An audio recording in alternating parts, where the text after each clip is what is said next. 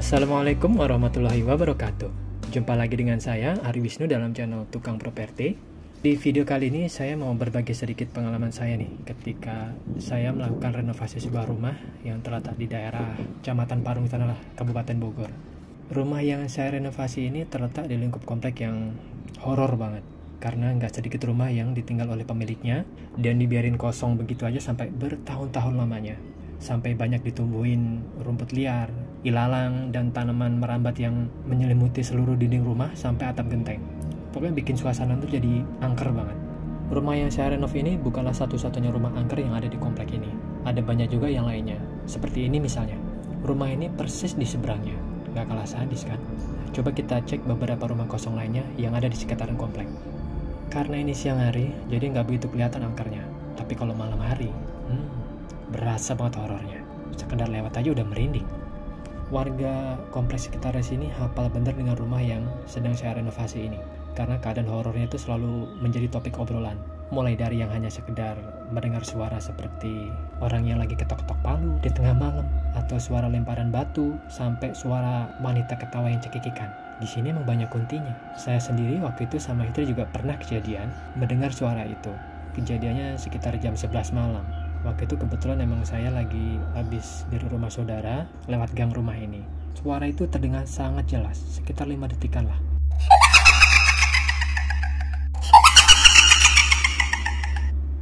Mirip banget begitu suaranya, persis. Jujur, seumur hidup baru kali itu saya ngedengar suara kunti. Dan karena penasaran, saya pun menghentikan motor beberapa saat. Tiba-tiba istri saya malah marah dan bilang, "Ngapain berhenti? Buruan jalan, nggak usah didengerin." Helm saya dikeplak kencang bener. Rupanya istri saya juga dengar suara ketawa kunti itu. Saya kira cuma saya sendiri yang dengar. Oke, sekarang kita kembali ke project. Pada saat saya menerima tugas untuk renovasi rumah ini, menurut cerita warga komplek, rumah ini merupakan rumah yang angker banget memang, yang sering bikin gaduh kalau malam hari. Rumah ini dulunya milik seorang warga Bali beragama Hindu, yang kalau kita lihat bekas bangunannya emang khas banget bangunan Bali. Tapi pada saat saya datang, keadaannya emang udah ada bekas renovasi dari bentuk aslinya. Hanya saja renovasi itu nggak berlanjut karena mandor dan beberapa orang tukangnya kabur nggak tahu kenapa. Karena status saya hanya melanjutkan progres renovasi yang sempat tertunda, jadi saya nggak punya foto atau video keadaan sebelum direnovasi. Cuman ada satu foto ini aja nih yang saya punya. Seperti pada umumnya orang Hindu Bali, pemilik lamanya sering sekali melakukan ritual peribadatan yang hawanya mistis banget. Aroma dupa dan kemenyan tuh udah jadi hal yang biasa di rumah ini. Dan salah satu tetangga depan rumah itu mendatangi saya dan mengungkapkan rasa senangnya karena rumah angker ini akhirnya direnovasi. Karena secara otomatis hal-hal yang bernuansa horor gitu akan hilang dengan sendirinya katanya. Seperti umumnya renovasi rumah tua, berbagai permasalahan itu muncul seolah nggak ada hentinya. Ada aja masalahnya. Mulai dari kebocoran genteng, rembesan air dari dak, dinding yang selalu lembab dan basah, hingga membuat sulit sekali dicat. Pembuangan air juga mampet, instalasi listrik yang amburadul, sampai permasalahan noda kotoran bekas tai burung yang menempel di granit. Itu kotorannya sampai membandel, dan untuk membersihkannya itu benar-benar bikin jengkel dan geleng kepala. Parah banget, nggak bisa dibuang. Ya begitulah kira-kira keadaannya. Oke, lanjut ke progres kerja. Untuk melakukan renovasi ini hanya ditunjuk 2 orang tukang. Sepupu saya si Agus ditunjuk untuk mengatasi permasalahan sipil seperti bongkar pagar dinding, plaster, dan ngecat tembok, juga lain-lain. Sedangkan saya fokus ke perbaikan, pemasangan, dan pengecatan pintu. Sementara itu dulu yang harus dilakukan. Ketika hendak memulai, saya menemukan ada yang janggal nih, sama pintu yang satu ini. Ada satu pintu yang sudah terpasang. Coba perhatiin. Kalau tukang kayu pasti paham banget di mana anehnya. Tahu kan salahnya? Posisi pintu ini terbalik, guys. Pintu ini dipasang upside down. Yang ini bagian bawah dan ini bagian atas. Mungkin tadinya waktu pasang orangnya kurang minum kali ya. Oke, kita lepas aja dan langsung kita eksekusi. Coba kita lihat keadaan semua pintunya. Pintu ini terbuat dari kayu mahoni, papanya bergelombang banget dan pecah, serta profilannya juga banyak yang cacat. Pak Bos minta supaya pintu ini dibikin jadi ganteng. Finishingnya cat duko warna putih doff. Jumlah total pintunya ada 5 dan begini semua keadaannya. Langkah pertama yang harus dilakukan pastinya membuat papan pintu ini harus rata dulu. Dan untuk menghilangkan gelombang harus sebisa mungkin diserut karena nggak ada cara lain. Sedangkan untuk sisi luar yang nggak bisa kena serut, ya harus diamplas dengan mesin gerinda ini biar cepat. Setelah itu, di bagian yang retak, didempul menggunakan lem putih dan serbuk gergaji biar merekat kuat, biar nggak pecah lagi nantinya. Setelah itu diamplas. Kemudian didempul menggunakan sarpolok secara merata. Setelah kering diamplas lagi dan kemudian pasang ke kusen. Setelah itu, baru saya semprot epoksi. Dan setelah epoksi selesai, kemudian diamplas dan kemudian disemprot cat akhir. Dan pada saat saya melakukan pengecatan, biasanya kan sering lembur karena dikejar waktu. Hal aneh-aneh pun sering terjadi ketika saya lembur sampai malam. Waktu itu ketika saya ngamplas, tiba-tiba dari ruang sebelah terdengar suara gesekan amplas. Setelah saya dengar lebih teliti, saya tahu persis kalau itu suara amplas. Saya kira tadinya hanya gema dari suara amplasan saya di ruang sebelah. Tapi ruangan ini nggak bergema. Dan kalau gema, harusnya nggak selama itu. Saya coba amplas lagi, dan terdengar lagi suaranya. Begitu saya berhenti, ternyata suara amplas itu masih berlanjut sampai beberapa detik lamanya. Fix, ini ada yang iseng. Saya bilang, ngeledek banget ya dedemit. Karena saya nggak mau pusing, sementara dikejar waktu juga, saya nekat lanjut lembur dengan memasang headset di telinga. Pokoknya saya nggak dengerin apa-apa. Budak, dengerin lagu aja. Bodoh amat lah dia mau ngapain. Kalaupun sampai dia berani nongol, biar saya ajak kenalan aja sekalian. Kali aja dianya cantik. Dan hal yang tak terduga pun terjadi. Saya juga baru tahu setelah saya amati video yang kebetulan pernah saya ambil waktu itu. Coba lihat video ini dan perhatiin baik-baik. Ruang di depan saya ngecat ini kayaknya ada sesuatu yang muncul. Kalau dari bawah kayaknya itu muncul asap gitu ya. Bener gak sih? Coba perhatiin lebih baik lagi deh.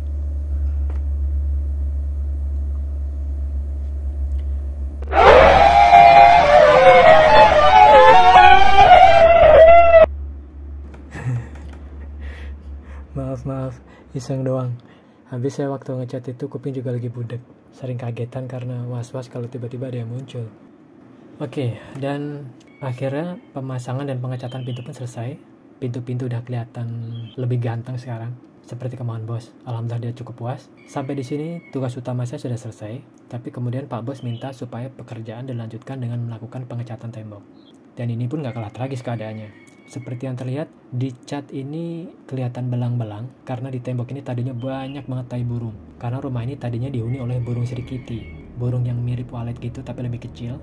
Mereka membangun sarang di rumah ini dan kotorannya banyak banget di mana-mana. Jumlah burungnya itu sampai ratusan, teman-teman, ratusan. Kita yang kerja di sini sampai pusing untuk ngusir burung-burung itu. Padahal sudah diampas dan dibersihkan, tapi setelah dicat, noda bekas kotoran itu tetap aja tembus ke cat temboknya. Dan untuk menyiasati hal itu, saya terpaksa harus menutup noda itu dengan menggunakan cat minyak terlebih dulu. Karena kalau enggak yang ada nanti akan tembus terus. Setelah itu baru saya amplas dan saya timpa dengan cat tembok. Dan akhirnya cat dinding pun selesai. Pekerjaan selanjutnya adalah pembuatan plafon. Kali ini saya nggak bisa sendirian, saya minta Agus untuk ikut membantu pemasangannya. Dan nggak beberapa lama pengerjaan plafon pun selesai. Tapi ada persoalan baru. Ternyata ada kebocoran yang cukup besar di plafon belakang setelah turun hujan. Untungnya plafon yang di belakang itu dari GRC. Kalau gipsum malah hancur. Saya pun segera bergegas mencari biang keroknya. Dan ini cuplikan video yang kebetulan pernah saya ambil. Dan melebar jatuh dari sana. Mau jatuh ke sini. Serap.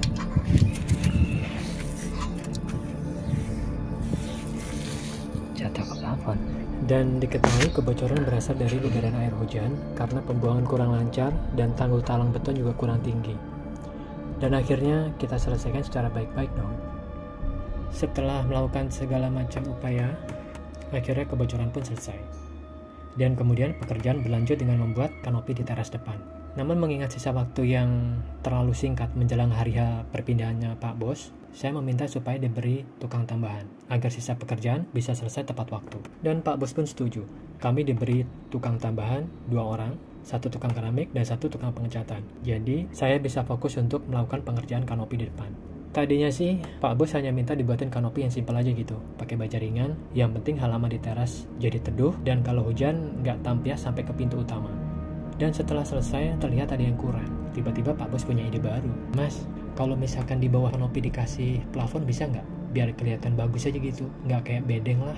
Ya saya bilang, bisa dong Pak.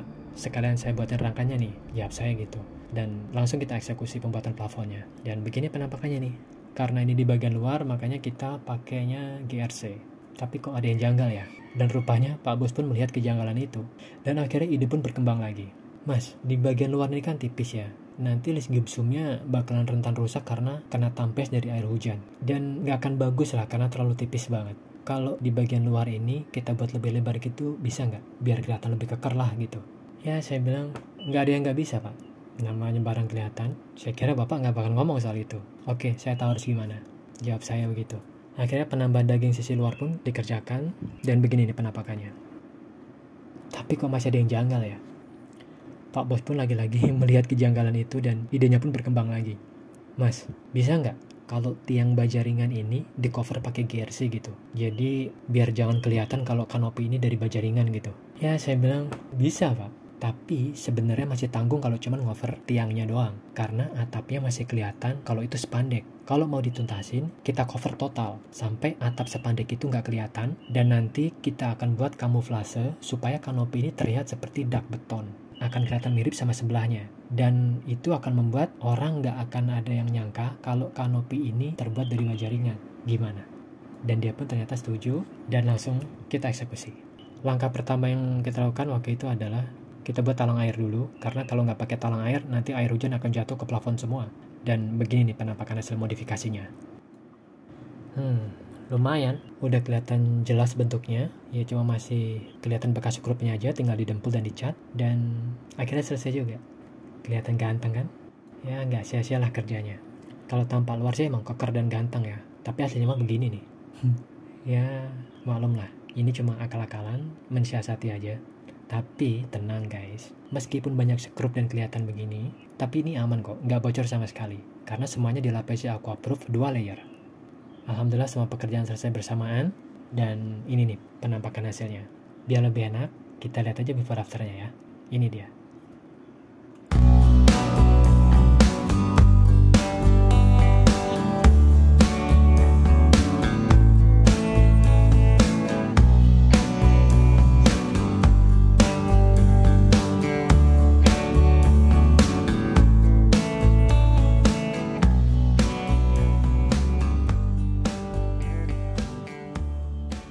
Oh iya, hampir lupa. Sewaktu saya sedang renovasi rumah ini, saya juga nemuin hal yang nggak kalah anehnya nih. Saya nemu kembang ini nih. Ini bukan sembarang kembang ya. Ini adalah kembang Wijaya Kusuma yang sangat langka. Ya nggak langka banget sih, tapi sangat susah didapetinnya sekarang. Dan uniknya dari kembang yang saya temukan ini adalah dia hanya mekar di malam hari, di malam Jumat.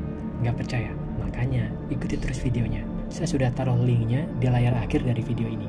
Di video itu, saya sudah kasih info lengkap bagaimana saya mendapatkan kembang itu dan juga info lokasinya. Barangkali ada teman-teman yang juga tertarik untuk punya kembang langka ini. Pokoknya kembang ini sangat cocok untuk ditanam di halaman rumah. Oke teman-teman, terima kasih sudah mengikuti video ini dari awal. Jangan lupa kasih komentar, like, dan subscribe. Wassalamualaikum warahmatullahi wabarakatuh.